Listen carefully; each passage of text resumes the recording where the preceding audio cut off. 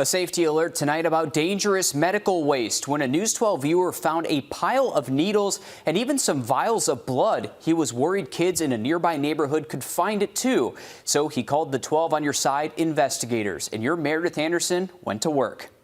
You could call it a nest of needles, nestled in the bushes, just steps away from the Payne College campus and right in the heart of the Laney Walker neighborhood. How'd you find it? I've taken a shortcut to the store. Anthony didn't want to show us his face, but he wanted to show us and show you this pile of plastic and other medical waste. Vials still containing what appears to be blood, tangled with IV parts and tubing. At some point, all of this was used to help people. Now Anthony feared it could do the opposite. I ain't want to kid walk up on it and get poked by it. Or anyone else, which is exactly why there are laws against this. Georgia law even protects animals from it. Used needles, plus the actual blood we found, are all considered biohazardous waste capable of spreading infections. The most common, according to the FDA, hepatitis B, C, and even HIV, which is why there are strict guidelines on how to dispose of this waste and other kinds of waste. We didn't just find syringes and needles. We also found some x-rays and even some pieces of what appears to be medical charts with personal information. So now it's not just about protecting you and your kids from dangerous waste.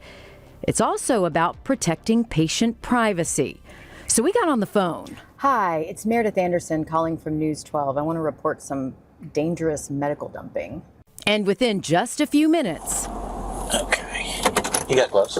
2 Richmond County deputies met up with us with their body cameras activated. Holy cow. Yeah. It looks like what appears to be some vials of blood.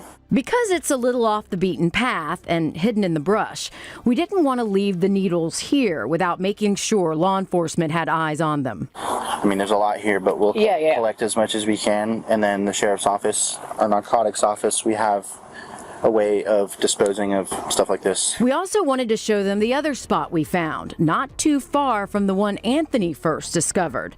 The pile wasn't nearly as large, but these needles were actually out in the open.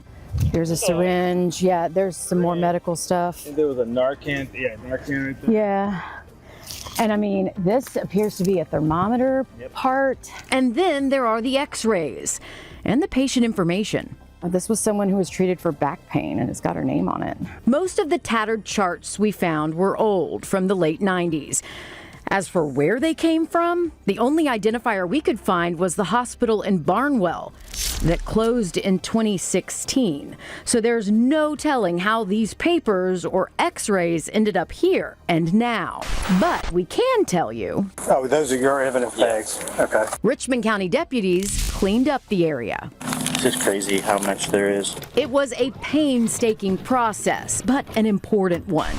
And after removing it all, they disposed of it all safely, which is what Anthony was hoping would happen. A lot of people would just see it and not do anything. But what made you say, wait a second? My conscience. I mean, I can't walk by it. The next time Anthony does walk by it, this is what it will look like. No more needles, no more vials. And hopefully, it will stay that way.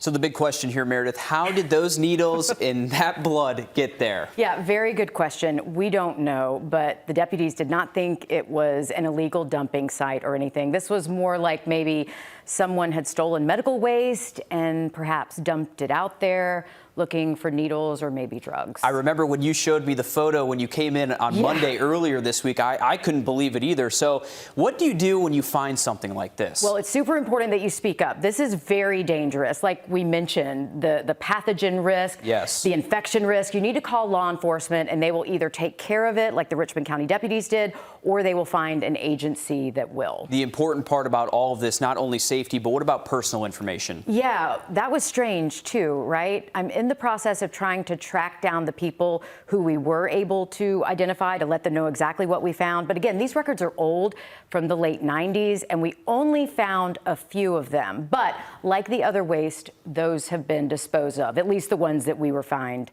being out there that day. So it looks like this was more of just a safety concern with needles than anything else, really. Yeah, a big safety concern. And again, thanks to Anthony and thanks to those deputies, not a concern anymore. And we appreciate those deputies showing up to take care of that as well. Riley?